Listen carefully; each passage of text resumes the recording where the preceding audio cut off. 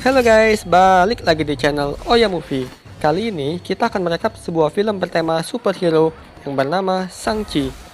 Cerita akan berfokus pada masa lalunya yang kelam dan juga organisasi Ten Ring. Dengan judul Shang-Chi and the Legends of the Ten Rings. Oke, langsung saja kita bahas ya guys. Enjoy the movie. Cerita diawali dengan pria bernama Wenwu. Entah dari mana, dia memiliki gelang yang dinamakan Ten Ring atau 10 cincin. Gelang ini memberikan dirinya kekuatan dewa dan kehidupan yang abadi. Dengan kekuatan 10 cincin, dia dapat meratakan musuhnya sendirian. Setelahnya dia mulai membentuk organisasi Ten Ring. Selama ribuan tahun, mereka tersebar di seluruh sudut dunia, bergerak dalam bayangan bahkan menggulingkan pemerintahan. 他们潜伏于暗中人， Di tahun 1996, Wenwu berencana pergi ke desa Taulo, desa tersembunyi dengan makhluk mitos, sihir kuno, dan bela diri para dewa. 海都存在。去， Mereka lalu menelusuri hutan dengan mobil. Tiba-tiba saja hutan bergerak menutup jalan mereka. Hingga mobil mereka pun terpental ke jurang. Hanya Wenwu yang selamat di sini. Saat menelusuri hutan, Wenwu bertemu dengan seorang gadis yang bernama Yingli. Yingli mengatakan Wenwu tidak diterima di desa Taulo. Lalu mereka pun berkelahi. Di sela perkelahian, terlihat mereka saling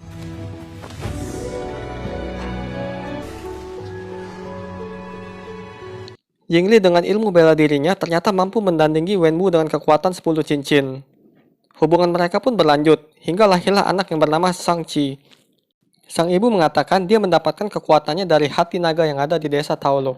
Tapi ibunya telah melepaskan kekuatannya di desa tersebut. Lalu Yingli memberikan Shang-Chi sebuah leontin. Di masa sekarang, Shang-Chi mengubah namanya menjadi Xion. Xion saat ini tinggal di San Francisco. Xion adalah seorang supir velvet. Dan wanita ini bernama Katie. Mereka sudah berteman kurang lebih 10 tahun dan Katie sangat ahli dalam mengendarai mobil. Di bar ini mereka ketemu dengan teman-temannya dan menceritakan awal pertemuan Xion dan Katie. Works great on stupid people. Pagi hari, Xion menjemput Katie di rumahnya. Lalu mereka pun berangkat ke tempat kerja dengan mengendarai bus. Di perjalanan, seorang pria mendekati Xion dan meminta leontin miliknya. 香烟给我。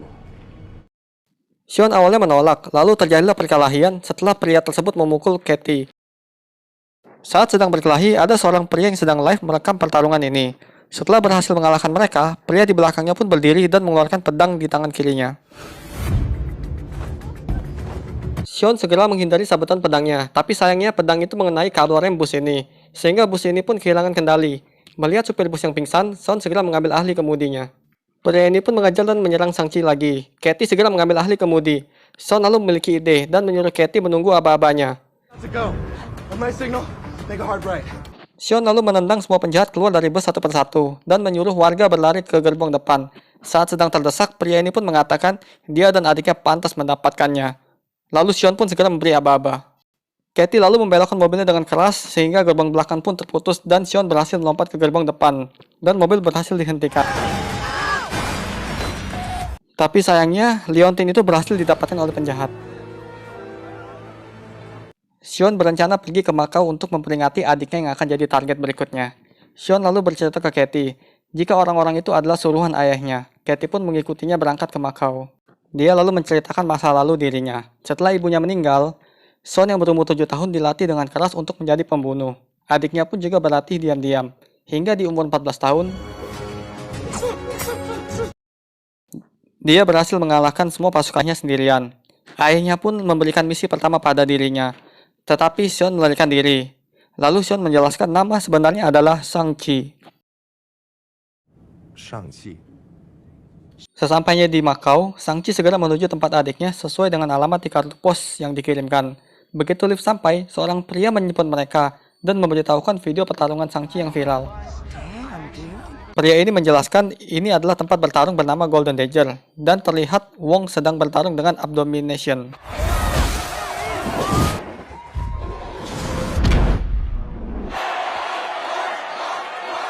Lalu Shang-Chi dipaksa mengikuti pertarungan di mana lawannya adalah adiknya yang bernama Su Xialing. Shang-Chi pun kaget dan tidak ingin melawan adiknya.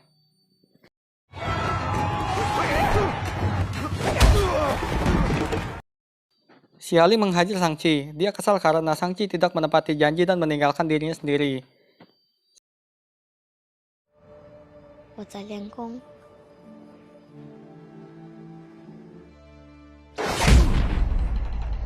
Selesai pertandingan, Xialing segera menemui Shang-Chi. Shang-Chi menjelaskan ayahnya akan datang pada dirinya. Tiba-tiba menyadari ada keanehan karena Xialing tidak pernah mengirimkan pos kepada Shang-Chi. I didn't send you this. Tiba-tiba alarm berbunyi. Pasukan Tenring pun datang. Xialing segera kabur melalui jalan lain. Sementara Xion keluar melalui jendela.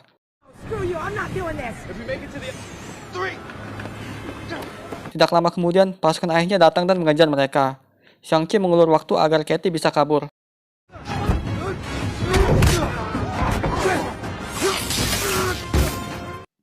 Lalu ada seorang penjahat yang mendorong Katie hingga dia hampir jatuh. Saat Shang-Chi menyelamatkan Katie, tiba-tiba ada seorang penjahat menyetrum dirinya, sehingga pegangannya pun terlepas. Katie yang terjatuh langsung diselamatkan oleh Xialing di bawah.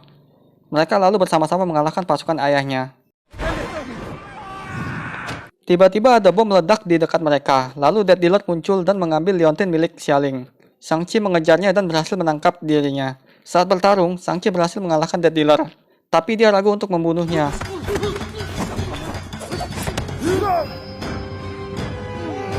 Lalu ayahnya pun datang dan mengajak mereka pulang. Let's go home. Mereka pun tiba di markas Tenring. Di kamar, Xialing bercerita kepada Katie jika ayahnya tidak menganggapnya ada, sehingga dirinya berlatih sendiri dan kabur saat berumur 16 tahun. Ketika menyadari kakaknya tidak kembali, dia lalu ke Macau dan mulai bisnis pertarungannya hingga besar seperti sekarang. Macau, when you were 16 years old? Shin beralih ke Shang-Chi. Dirinya teringat ayahnya mengobatinya terluka saat sedang berlatih. Shang-Chi, Saat makan malam, Shang-Chi bertanya kenapa bisa menemukan dirinya. Wenwu lalu menjawab, dia mengetahui semuanya dan memberikan waktu 10 tahun untuk dia hidup sendiri. Dan sekarang dia ingin Shang-Chi ikut bersamanya. Lalu Wenwu menceritakan kisahnya dengan Yingli. Wenwu tidak diizinkan oleh tetua desa untuk tinggal di sana, sehingga Yingli melepaskan semuanya agar mereka bisa bersama. Begitu juga dengan Wenwu. Lalu mereka pun menikah, dan lahirlah Shang-Chi dan Xialing. Lalu mereka hidup bahagia. Di ruang kerja Wenwu, dia menjelaskan ketika anaknya pergi, dia kembali mempelajari desa Talo, dan tidak menemukan jalan masuk ke desanya. Tapi dia menemukan rahasia berupa gerbang di pegunungan desa, lalu mengatakan dia merasa Yiling terkunci di gerbang itu oleh tetua desa Talo. they locked her behind. She wants us to find her and bring her home. Shang-Chi memberitahukan kenyataan bahwa ibunya sudah meninggal, tapi Wenwu kemudian mengambil 2 liontin dan memasangnya di mata naga. Tiba-tiba muncul air yang bergerak slow-mo dan membentuk sebuah peta menuju desa Taolo. Desa ini dijaga oleh hutan yang bergerak dan hanya terbuka 1 tahun sekali di Qingmingjie. Wenwu lalu menyiapkan tentaranya. Xialing lalu bertanya apa yang akan dilakukan jika desa tidak mengizinkan. Wenwu pun tanpa ragu menjawab. Shang-Chi lalu mengatakan ide ini tidak masuk akal. Tiba-tiba saja Wenwu marah dan memasukkan mereka ke penjara. Lock them up! Di dalam kamar, Wenwu mendengar suara Yiling yang mengatakan mereka akan segera bersama lagi. Shang-Chi yang berada di penjara mengatakan dia ingin lebih dulu ke desa Taolo sebelum ayahnya untuk memperingati penduduk desa. Tiba-tiba terdengar suara dentuman. Find a way to get to Talo before him. He's gonna destroy it. Hell was that? Saat mereka menuju ke asal suara, ternyata itu adalah Trevor yang dulu menjadi aktor dari teroris The Mandarin. Trevor? Slattery? The actor? Trevor lalu menjelaskan kisahnya hingga Wenwu menangkapnya untuk dieksekusi. Tiba-tiba muncul makhluk aneh bersayap bernama Morris. Shang dan Katie pun sangat terkejut. Exactly. To kill you. Exactly.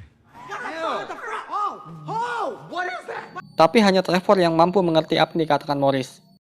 Ternyata Morris besar bersama ibunya di Taolo dan ayahnya yang membawa makhluk ini. Morris bilang bisa membantu menunjukkan jalan ke desa, tapi dengan kemungkinan hanya 19%. No one's ever made it out alive. Lalu Xialing muncul dari tembok melalui terowongan rahasia. Mereka pun menuju ke garasi dan mengambil 1 mobil.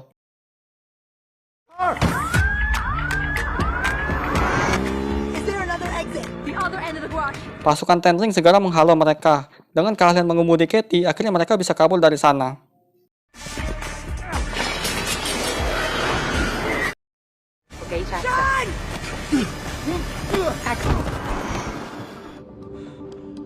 Wenwu yang melihat dari monitor segera menyuruh pasukannya untuk siap berperang. Prepare the men for war. Setiba di lokasi, Morris memberi aba-aba untuk masuk ke dalam hutan. Lead up. Lalu hutan pun mulai menutup. Katie segera melaju dengan cepat dan mengikuti arahan Morris. Akhirnya mereka keluar dari hutan dan masuk ke dalam air terjun di depannya. We're not gonna make it.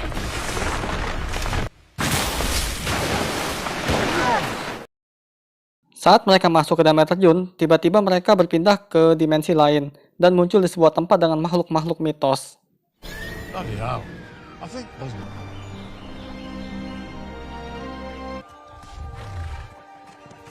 Setiba di desa, melihat penduduk desa yang sudah menunggu, Sangchi segera memperkenalkan diri. Tetua desa bernama Guangbo menyuruh mereka untuk pergi. Lalu bibinya pun yang bernama Yingnan tiba-tiba datang dan menyambut mereka. 哪来的？回哪去！你误。夏玲，我是你们的小姨。 Sangchi memberitahu ayahnya akan datang. Nan lalu menjelaskan mereka adalah penjaga gerbang kegelapan lebih dari 4.000 tahun. Lalu Nan mulai menceritakan sejarah Taulo. Ribuan tahun yang lalu, muncul monster pemakan jiwa yang memakan jiwa penduduk Taulo. Monster ini ingin pergi ke dunia manusia, tapi para prajurit Taulo dan sang pelindung agung, yaitu naga, berhasil mendorong monster ke gerbang dan menguncinya. Hingga saat ini mereka menjaga gerbang itu dengan pemberian sang naga. Dengan sisik naga, mereka membuat senjata dan perlindung. Terakhir, Nan mengatakan ayahnya bukan yang pertama datang untuk membuka gerbang ini, tapi banyak yang datang dan sudah gagal. Mereka punya satu kesamaan, yaitu mendengar suara dari gerbang, suara yang menjanjikan keinginan mereka. Nenek ini lalu menyuruh Guangbo melatih Katie memanah. Di sisi lain, Nan mengatakan ibunya tahu jika suatu saat mereka akan datang dan menyiapkan sesuatu. Itu adalah kostum desa Taulo. Lalu Nan menyambut mereka sebagai keluarga. Children of this family, and I welcome. Nan lalu menemui Xialing dan memberinya senjata agar dia bisa berlatih juga.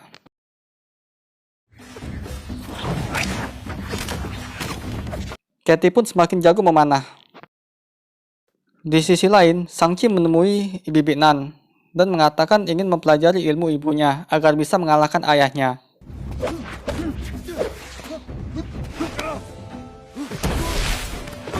Sangchi pun dengan cepat menguasai teknik yang diajarkan oleh bibi Nan.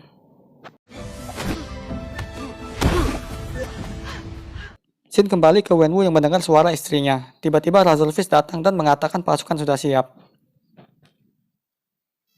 Malam hari, Sangchi teringat saat sedang bersamanya. Lalu orang-orang dari King Iron datang ingin membalas dendam kepada Wenwu. 不想灭了我的门。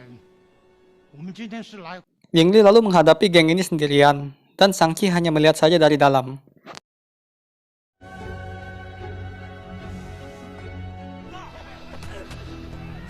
Saat Wenwu pulang, dia melihat istrinya pun telah meninggal.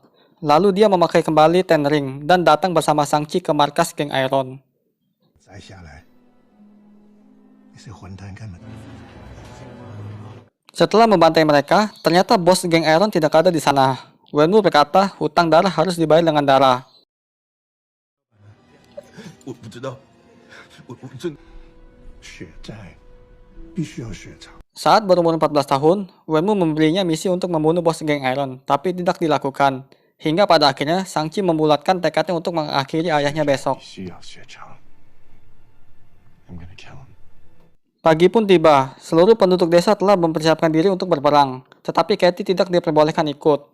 Wenwu dan pasukannya pun tiba. Nan menjelaskan pada Wenwu bahwa dia telah diperdaya oleh gerbang itu, tetapi tidak mempercayainya. Wenwu pun mengarahkan pasukannya. 你过去照着你 We cannot do that. burn it down。 Baku hantam antara penduduk Taulo dan Ten Ring pun berlangsung. Sangchi melihat Wenwu berjalan dengan santuy ke arah gunung dan segera mengejarnya.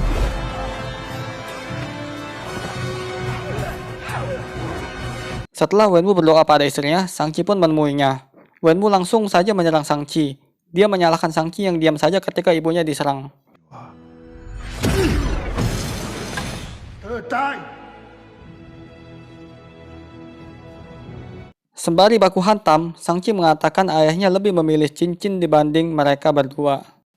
Mendengar Sangchi yang banyak bacot, Wenwu pun memberikan pukulan telak pada dirinya hingga dia terpental dan terjebur ke dalam danau. Wenwu segera menuju ke gerbang dan memukul gerbang itu dengan kekuatan Ten Ring. Gerbang itu pun hancur. muncullah makhluk-makhluk pemakan jiwa dari kegelapan. Penduduk desa yang sadar mengajak pasukan Ten Ring untuk gencatan senjata, tetapi ditolak oleh Razor. Setelah Nan menyelamatkan Razor, mereka pun setuju bekerja sama. Makhluk ini hanya bisa dibunuh dengan senjata dari sisik naga. Penduduk desa dan pasukan Ten Ring pun bersiap menuju gerbang, begitu juga dengan Katie. Ratusan monster pun datang mendekati mereka.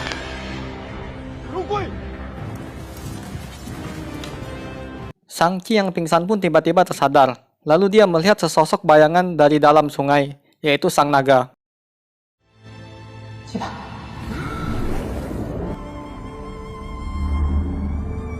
Sang Naga dan Shang-Chi pun keluar dari laut dan terbang ke atas langit.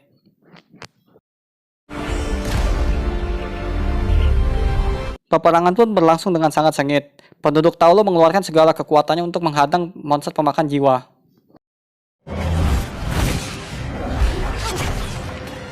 Shang-Chi lalu segera menyusul ke tempat Wenwu berada. Shang-Chi mengatakan jika ibunya tidak ada di balik gerbang dan menggunakan teknik seperti ibunya untuk melawan Wenwu.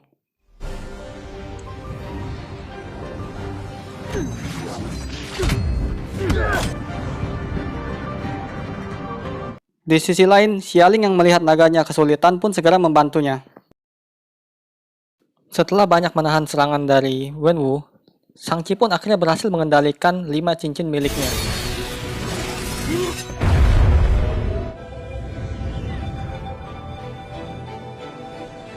Dengan masing-masing mengendalikan 5 cincin, mereka kembali melanjutkan pertarungan. Pertarungan cukup sengit, hingga pada akhirnya Shang-Chi menerima pukulan telak dari Wenwu. Tapi tidak disangka, Shang-Chi berhasil mengendalikan 5 cincin sisanya, dan 10 cincin pun bereaksi terhadap dirinya. Saat Shang-Chi ingin menghabisi Wenwu, dia pun menghentikan serangannya.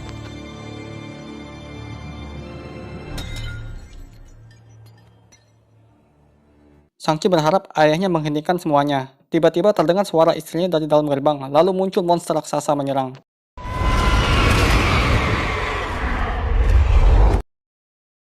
Wenwu segera menyelamatkan Shang-Chi dan berakhir dengan jiwanya yang ditelan oleh monster itu. Di saat terakhir, Wenwu memberikan Ten Ring kepada Shang-Chi.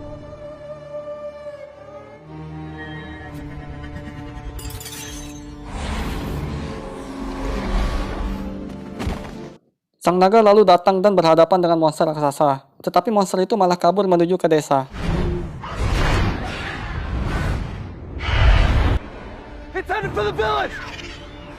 Shang-Chi, Xialing, dan Sang Naga pun dengan cepat mengejar monster ini lalu menghadangnya sebelum dia mencapai desa.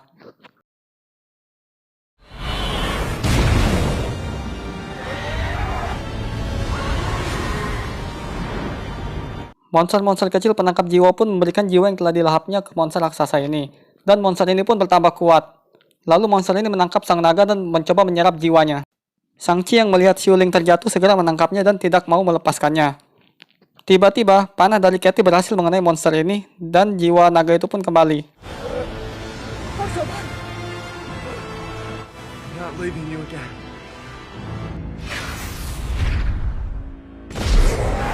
Saat monster raksasa itu sedang kesakitan, Sang Naga dengan cepat mengeluarkan kekuatan airnya dan menahan monster itu. Saat monster raksasa itu tidak bisa bergerak, Shang-Chi dengan cepat melompat ke atas monster itu dan menembakkan seluruh cincinnya ke dalam perut monster itu. Lalu dia meledakkannya dengan kekuatannya.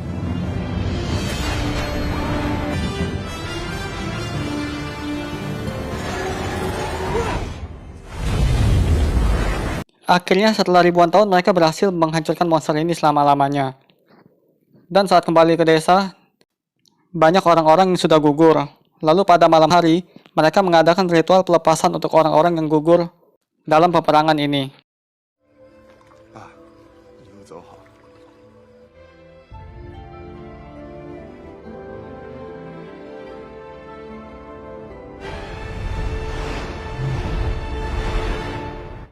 Shin kembali ke Xion dan Katie yang menceritakan kisahnya, tapi terdengar seperti bualan oleh teman-temannya. Lalu Wong pun datang, dan film berakhir. For tips, and you want me to believe you're now saving the world from... You guys are obviously... What? Shang-Chi. Sekian untuk video ini. Sebelum aku tutup, jika ada saran, masukan, dan kritik, langsung komen di bawah ya, agar channel ini bisa semakin baik lagi. Terima kasih.